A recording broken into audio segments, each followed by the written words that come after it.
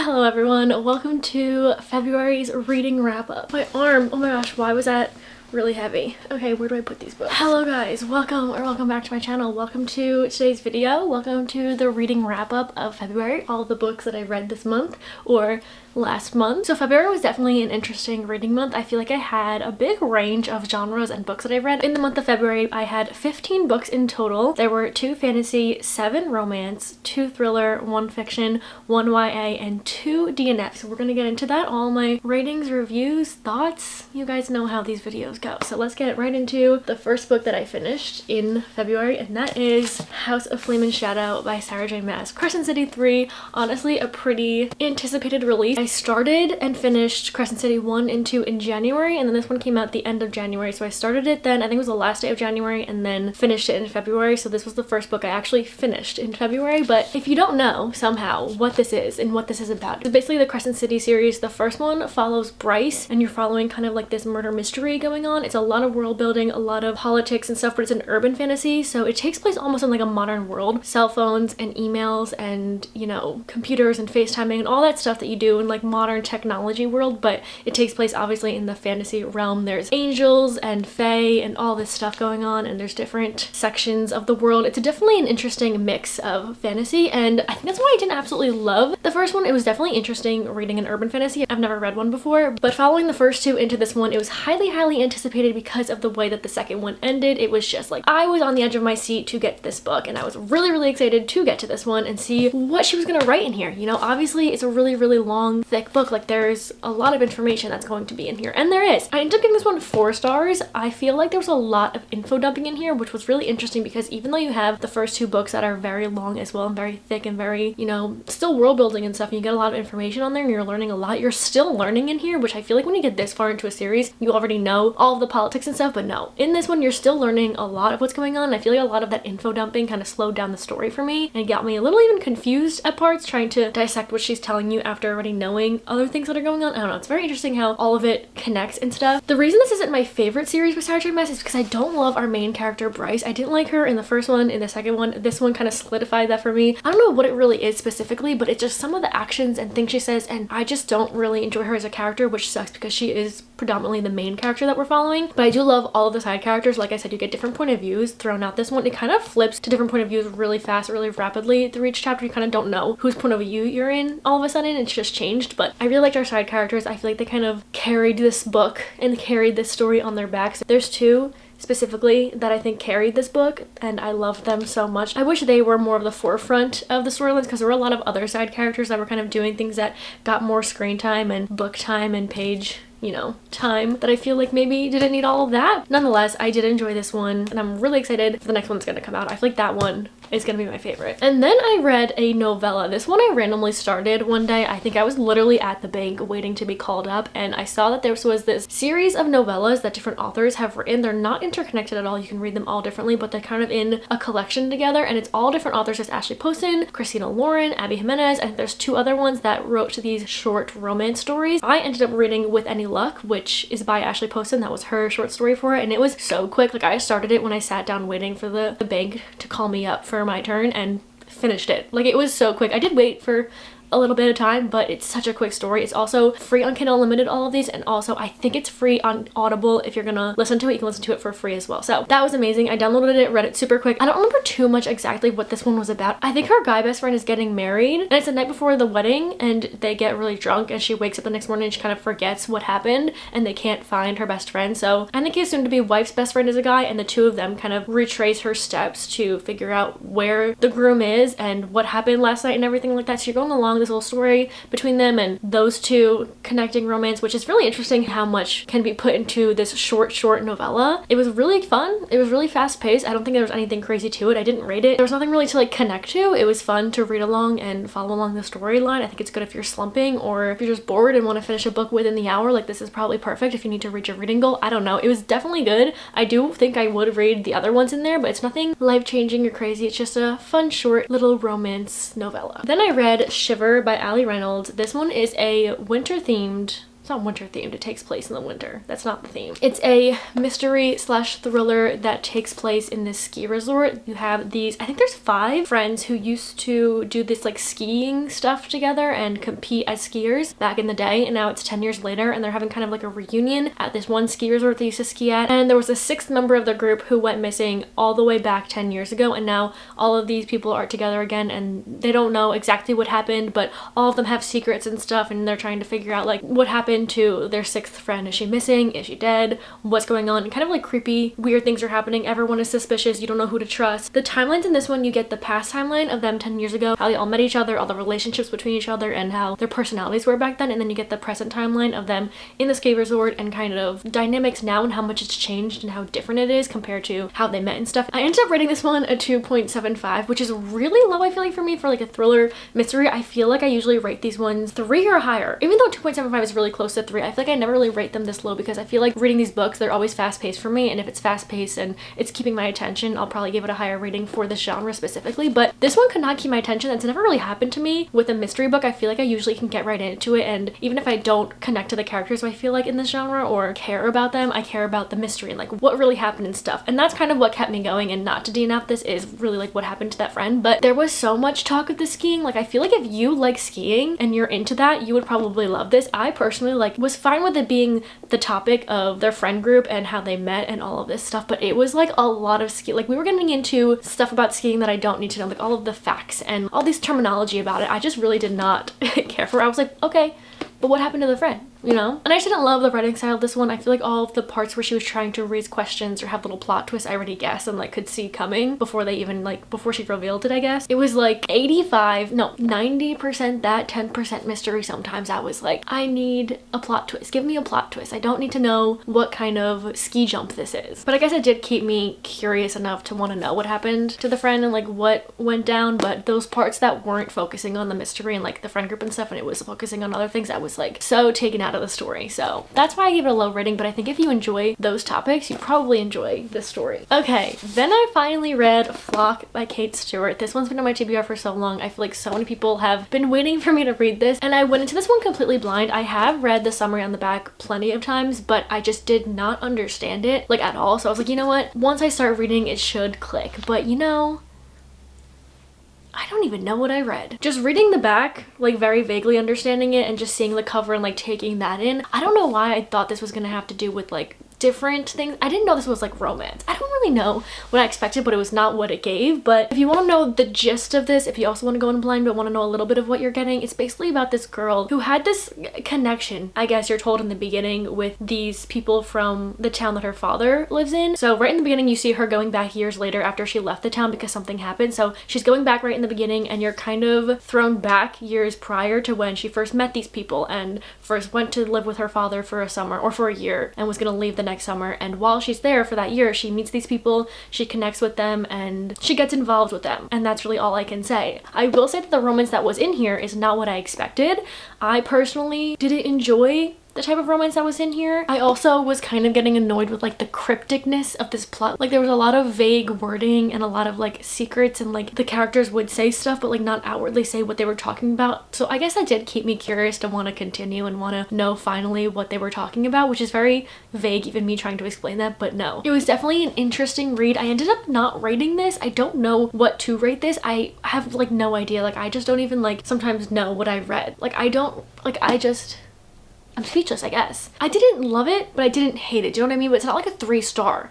because the story like is not my favorite one that I've ever read, but it's also not what I expected. Like there's just like so much going into this that I have no idea what to even rate this. Then I ended up going into Exodus right after this, but I was reading other books while reading that one, so I kind of was on and off reading Exodus, which is the second book in this trilogy, between the next like few weeks. But I ended up DNFing that because since I took such a long break between reading it, I got like 60 pages in and then I was just like so disconnected from it. 'Cause after finishing this, the way this ends, you like, or at least I was curious and really wanted to know what was going on, like what was about to happen, so I went into the second one, and I heard it gets better as you continue, like things make more sense. So I wanted to read the second one, but I think I took too long of a break and like going back and forth between it that I ended up DNFing it and actually looking up spoilers of the second one. So I know what happened in the second one. I was just too curious for my own good to DNF it and not look into it. So I will say I'm happy I didn't continue reading it because I don't think I would have enjoyed my time reading it. Again, I just don't think the things happening in this book are for me personally, but I completely understand how people are enjoying this. Like, it's crazy interesting storylines and a plot that I feel like you don't expect to happen and stuff. So it's definitely interesting, but I don't think it's for me. Clearly I DNF'd the second one. I don't really have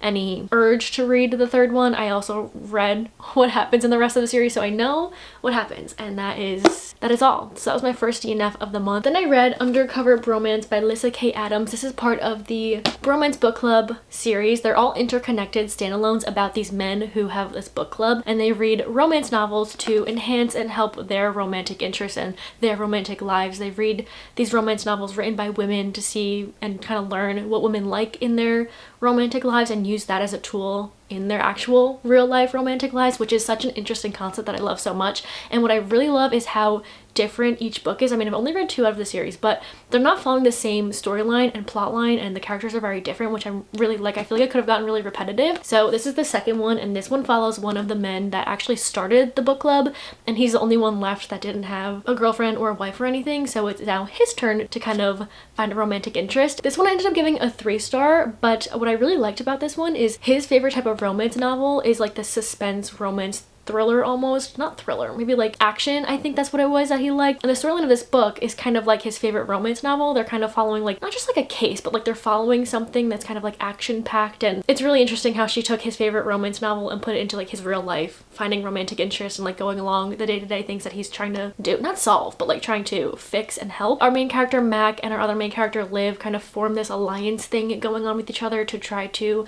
help take down this guy. I would check trigger warnings for this one because it does follow a plot line that's pretty heavily throughout this whole entire book, which I didn't expect, but that is the storyline that they're going along with and trying to not fix, but trying to expose this person and trying to, again, like take him down. But I gave it 3 stars because I feel like that storyline was kind of on the forefront of the book and it wasn't really too much romance heavy, and I didn't really enjoy the romance too much. I did really enjoy our main character Mac. I didn't love Liv too much, and she's in the first book as the first book's main character's sister. Following into this one, it just like kind of stemmed from that. I didn't really love her too much, but I do like the writing style of this one. It's really fast paced if you want a book to kind of just binge. Some of the side characters give this like comedic relief that is so amazing. So I highly do recommend this series. I'm enjoying it and I do want to continue it. Then I had my second and final DNF of the month, and that is All's Well by Mona Awad. This is the same author as Bunny, and if you watched my video reading blind dates in the month of February, this one was one of them, and I did try to get into it. I got almost 70 pages in and I listened to some of it. I really tried, but I think just her writing style is not for me, which is exactly how I felt during Bunny.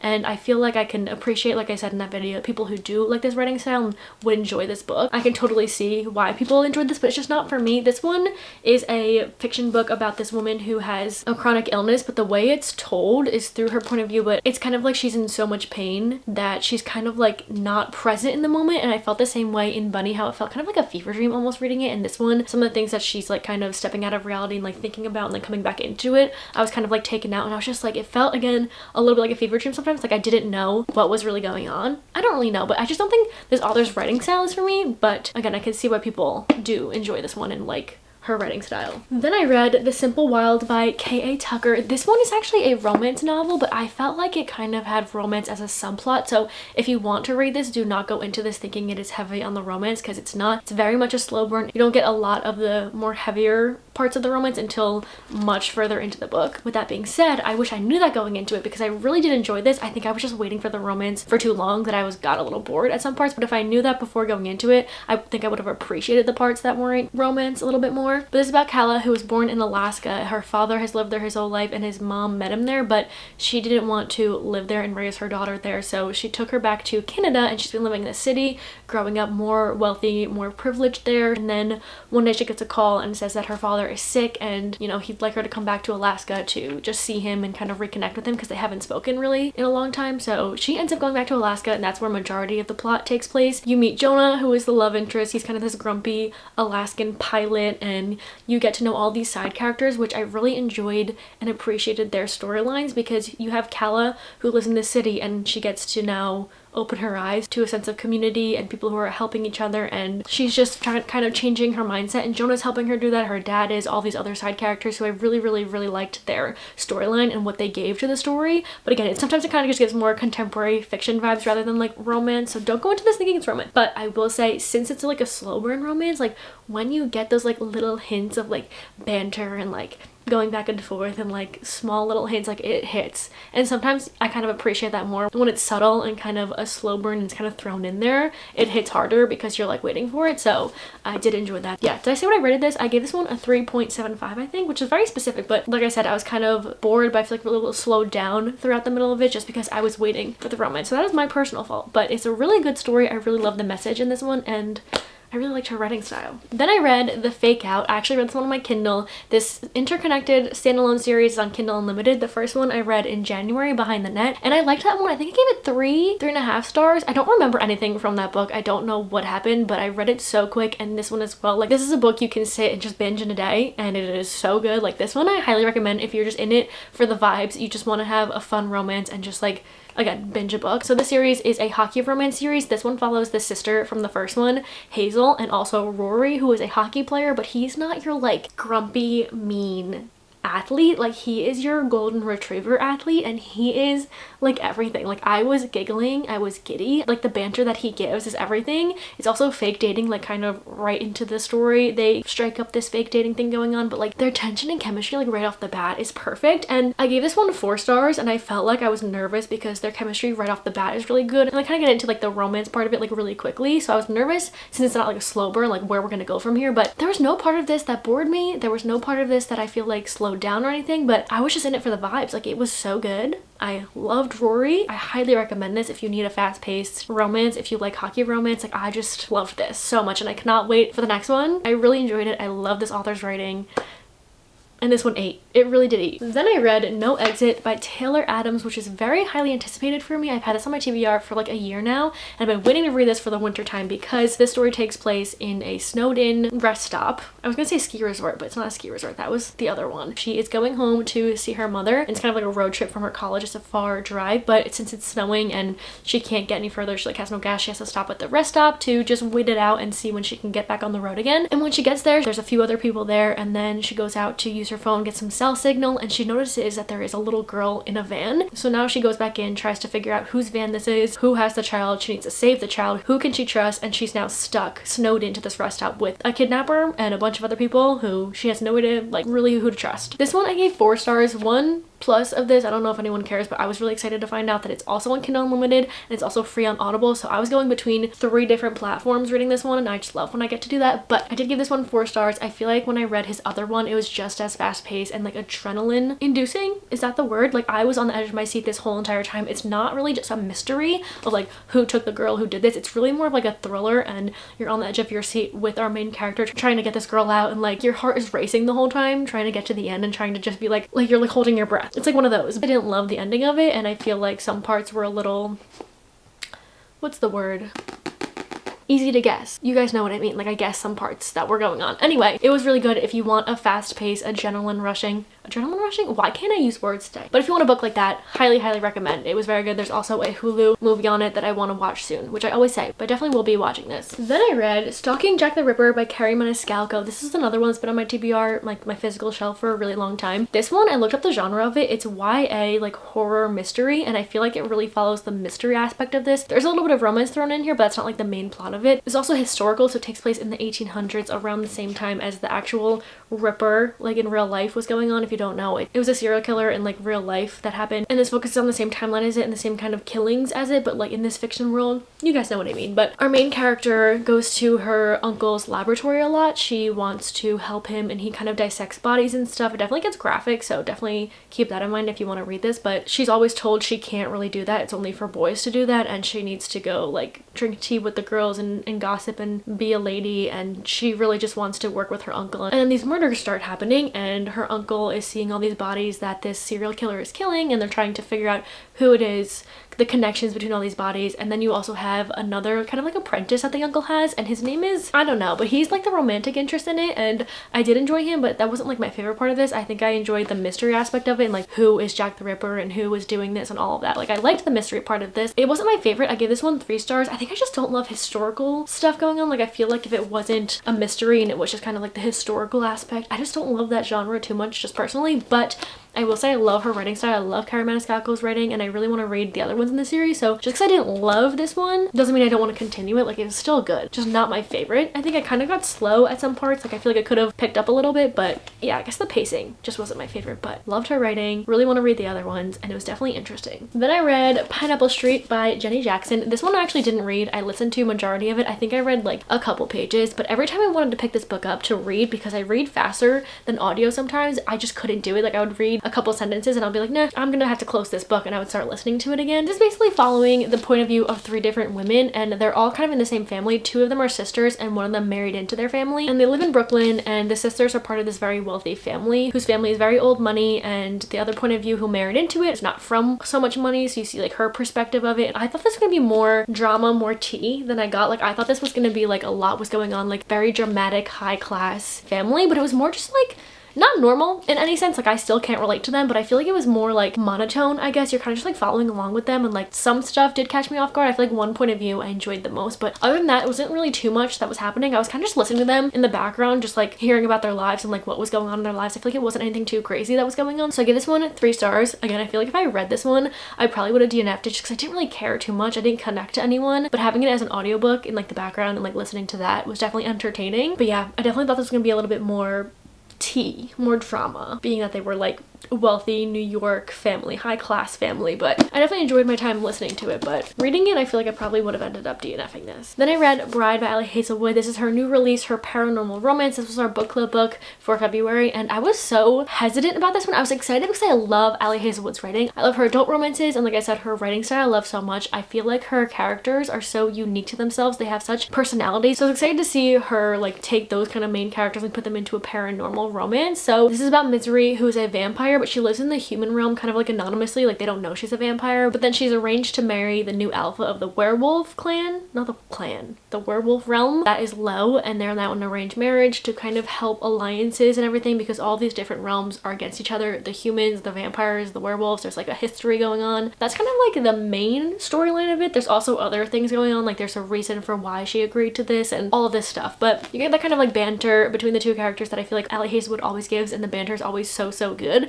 But I feel like the other storyline of this, there's kind of like a mystery element going on, I think took the forefront of this book a little bit too much for me, that I really wanted more from the romance side of it, because I was like really enjoying that and really enjoying Lo as our main character. I wanted more from him, I think, because I wasn't able to really connect with him, because like I said, we spend so much time in Allie Hazelwood's books, I feel like, with the main character. So I feel like we spent so much time with Misery that I really connected with her. I thought she was so funny. I loved her personality. She was so sarcastic. It was great. I loved her as a character, but we spent so much time with her that I feel like the other characters, like especially Lo, wasn't given enough time. Do you know what I mean? But yeah, I gave this one 3 stars. I feel like the politics and the world building wasn't really there. Also, I feel like it kind of just focused on, yeah, there's werewolves and vampires and stuff, and this is kind of what it's like, and Misery is now on this mission to do something. And I also just don't think paranormal romances are for me. Like the spicy scenes within paranormal romances, I don't really know if it's for me, and that's okay. But I can totally see why people are eating this up and loving this, like the banter that's in here, and I feel like the storyline definitely gets interesting. But yeah, I just don't think it was like my favorite Allie Hazelwood book. Then I read If Only I Had Told Her by Laura Nowlin. So this one I actually read in a video that's coming out in March, so I don't want to say too much about this. You may have already seen, if you look at my Goodreads, that I gave this one a 3.5 star, which some people think it's a little bit surprising because I absolutely loved the first one. I gave it 5 stars. I really enjoyed it, but this one was kind of a sequel to the first one, and if you don't know, If He Had Been With Me is about these 2 characters who grew up together, were very close, their moms are best friends, they're neighbors, they have this like really crazy connection with each other, and they grow apart in high school. Things happen towards the end of it. It's definitely a heartbreaking story, but I really connected to it. I loved the writing style. So when this one was coming out